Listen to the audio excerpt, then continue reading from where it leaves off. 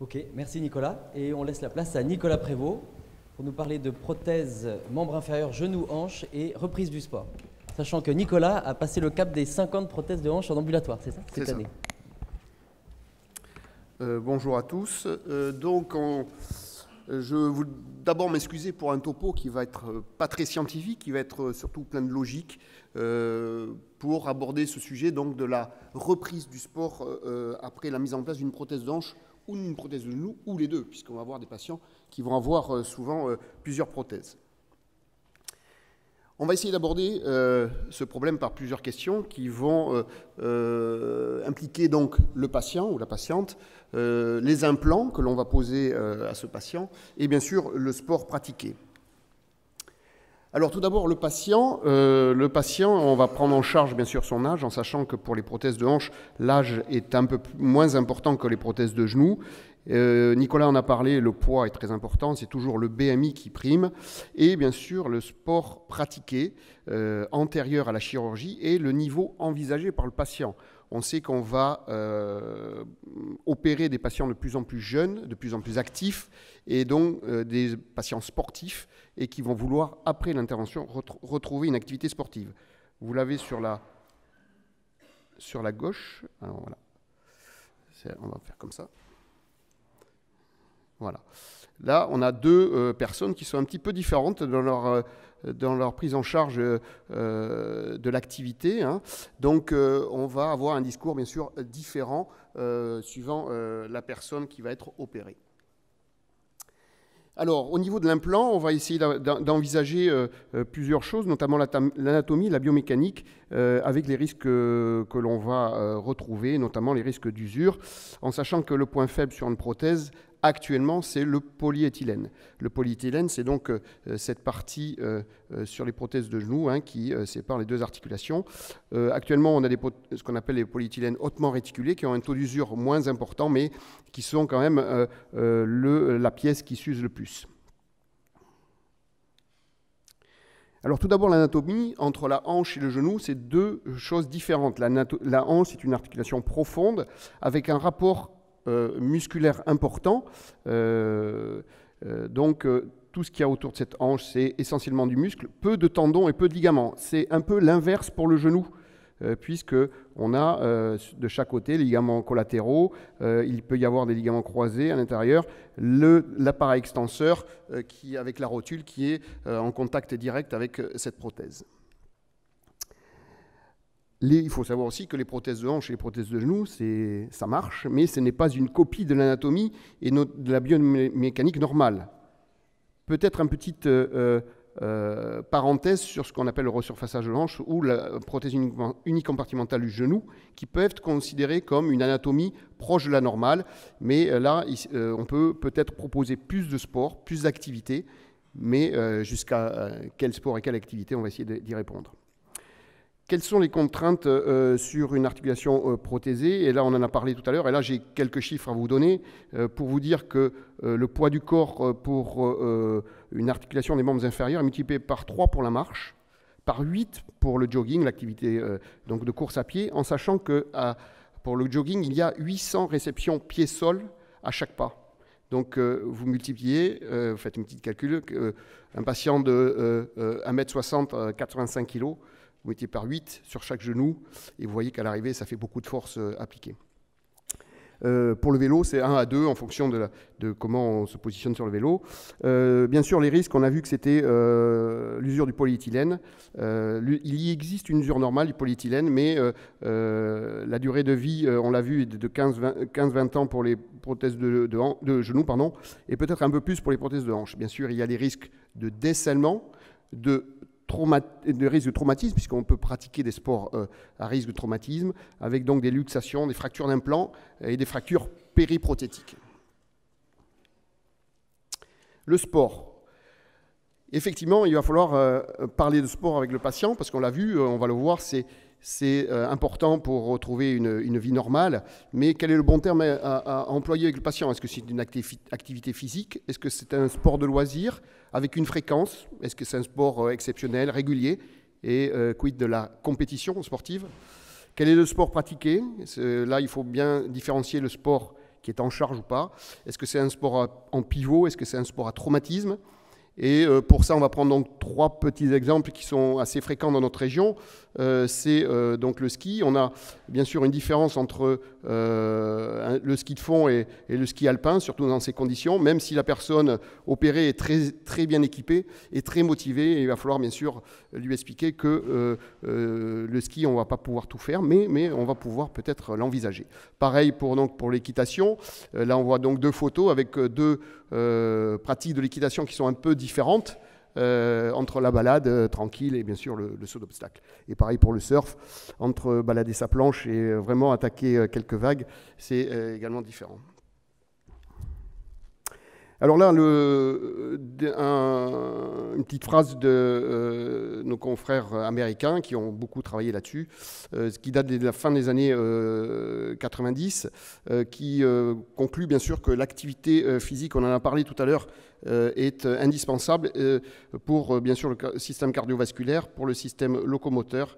Cette pratique doit être de 3 fois 20 minutes par semaine, avec une amélioration sur le bien-être général, sur le diabète, sur l'hypertension, sur l'obésité, on l'a vu, sur la pathologie coronarienne, l'ostéoporose, et ça agit bien sûr sur l'anxiété et la dépression. Donc l'activité sportive chez le patient opéré est indispensable.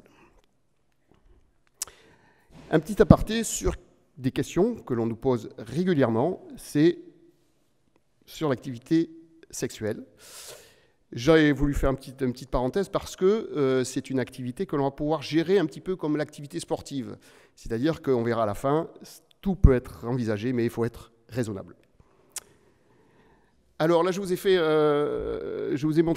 vous montrer 2 tableaux qui sont un peu équivalents sur, on ne le voit pas, mais là c'est sur les prothèses de hanches, sur les activités sportives autorisées. Là, c'est un avis d'expert sur la Société nord-américaine de la chirurgie de la hanche qui montre que ils ont classé les sports par sport autorisé, ici, par sport autorisé avec expérience.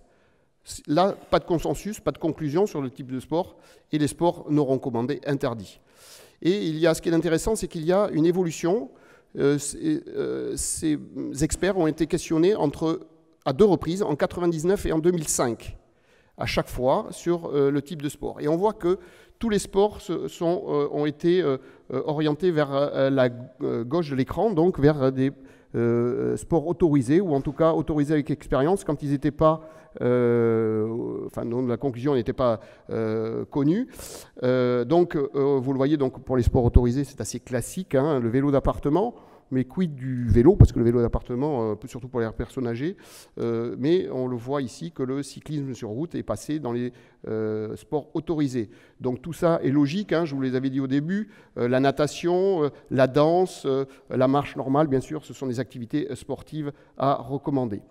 Un sport qui a franchi 2 étapes, c'est la danse. Voilà, il n'était pas de consensus, et bien là, il se retrouve sur un sport autorisé.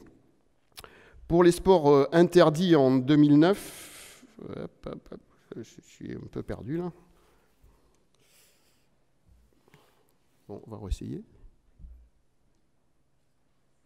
Ah, je suis revenu. Excusez-moi. Voilà, donc pour les sports, bon. On n'arrive pas à arriver à gauche. Voilà, si. Voilà, donc il y a des sports interdits. Quelques-uns sont passés sans consensus. Ce sont des sports relativement violents, comme le hockey, le handball, l'escalade, mais non interdits. Les sports comme le rugby ou le football, bien sûr, là, restent des sports interdits. Quid de la course à pied? La course à pied, et vous l'avez vu, entre 1999 et 2005, est restée une activité interdite par les experts. Donc, on va voir si on peut encore l'autoriser. Donc, ça, c'est à peu près le même tableau. On ne va pas y revenir. C'est le seul là, c'est sur les experts, sur la société du genou nord-américaine, qui, vous voyez, donc, ont à peu près les mêmes conclusions. Donc, en revenant sur notre petit triangle du départ, est-ce que sur les patients, est-ce qu'on peut avoir une idée de cette activité sportive? On va donc gérer des patients plus jeunes, plus motivés, et mieux renseigner. Maintenant, sur Internet, on voit des vidéos avec des gens qui font du judo, avec des prothèses de hanche. Voilà. Est-ce qu'on peut leur autoriser une activité un petit peu à risque? La RAC, la récupération améliorée après chirurgie, est importante. Ça fait partie de cette prise en charge de l'activité pour le patient. Quand on opère un patient de la hanche, d'une prothèse de hanche ou d'une prothèse de genou, il faut le préparer. Il le sait et il adhère complètement. Donc ça va faire partie aussi d'une récupération donc d'une prothèse plus rapide, mieux gérée et donc une activité sportive qui va en découdre. Pour l'implant, il y a des implants de meilleure qualité. On a vu que le polyéthylène était un petit peu le maillon faible, mais il y a maintenant des polyéthylènes hautement réticulés. Et au niveau de la hanche, par exemple les céramiques, donc des coupes de friction qui ont une usure moindre et qui peuvent peut-être accepter plus de contraintes. La chirurgie, je l'ai mis, elle doit être mini-agressive, c'est-à-dire qu'il faut envisager, quand on fait une chirurgie de la hanche ou du genou, de toucher le moins possible les muscles, les ligaments et bien sûr les tendons. On l'a vu donc pour l'obèse. Pour l'obèse, les risques que ça a entraîné du fait de la chirurgie qui est beaucoup plus difficile. Pour le sport, pas d'interdiction, mais c'est-à-dire qu'on l'a vu, des sports à risque, le rugby, non, le rugby en compétition, non, mais par exemple le vélo en compétition, oui, le rugby pour passer des balles, pourquoi pas, courir un petit peu, pourquoi pas. Je suis actuellement, notamment pour les prothèses de hanche, si le patient est, enfin un poids normal, j'allais dire maigre, mais un poids normal, un poids de coureur de fond, je lui autorise un peu de course à pied, mais ça ne sera jamais son sport de prédilection. Il faudra qu'il mélange ces sports et notamment pratiquer par exemple le vélo et la natation. Et je leur dis que le triathlon, c'est une bonne solution pour la suite, surtout que je vous l'ai dit, on a des patients de plus en plus jeunes et surtout des patients qui ont de moins en moins mal. Et là, vous avez en bas à gauche, c'est que la douleur à 5 ans, ça a été prouvé aussi par des études nord-américaines, que 9% des prothèses de hanche et 16% des prothèses de genoux ont des douleurs. Donc on a 91% des prothèses de hanche qui ont quasiment une hanche oubliée et 84% des prothèses de genoux qui ont, enfin les patients ont un genou oublié. Donc ces gens-là, bien sûr, ils vont nous poser la question, même s'ils ne l'ont pas posé tout de suite, sur l'activité sportive. En conclusion, c'est de la logique, je vous l'avais dit au début, c'est que la reprise d'une activité normale, notamment sportive, est indispensable pour le bien-être, pour contrer beaucoup de pathologies. Et la reprise du sport doit être connu et maîtrisé par le patient en évitant les situations à risque. Et si ces sports sont à risque, il ne faut pas débuter un nouveau sport. Notamment, je vous avais parlé du ski. Les patients et l'équitation sont deux sports que l'on peut faire raisonnablement, mais en évitant bien sûr le risque de chute. Et je voulais conclure en la petite phrase en bas à gauche d'une phrase célèbre. Donc pourquoi ne pas aussi envisager de ne pas faire de sport? Mais bon, ça c'est un autre problème. Je vous remercie. Merci Nicolas. Oui, ce qui est très intéressant dans ce que tu dis, c'est le sport, entre le sport acquis et le sport non acquis. Le sport acquis qui va être fait avec fluidité, moins de contraintes et qu'on peut autoriser aujourd'hui, enfin on va plus loin dans nos autorisations. Tout à fait, notamment quand ce sont des sports qui ne sont pas classiques. On a vu tout à l'heure la marche, on a parlé, le vélo, la natation, tout ça, on a vu, c'était autorisé et bien sûr conseillé. Mais bien sûr, après, les gens vont parler du judo, du ski, voilà. Donc là, j'ai l'exemple d'un patient. Alors, ce n'était même pas une prothèse de première intention, c'était une reprise de prothèse pour une fracture d'implant céramique. C'est un monsieur qui est professeur de judo. Il a 64 ans, il a eu 2 prothèses de hanche et il a continué son activité. Et là, il revient pour un changement de prothèse parce qu'il y a eu un problème mécanique. On lui a changé la prothèse, tout s'est très bien passé. Et à 6 mois, eh bien, il a repris ses cours. Mais c'est quelqu'un qui se connaît parfaitement. Il ne va plus faire de combat, il va montrer, il va enseigner, mais il va bien sûr faire très attention. Et ce patient, je ne lui ai pas interdit de reprendre son activité qui est là, même professionnelle. Y a-t-il des questions? Alors, dans ce cas, pause café.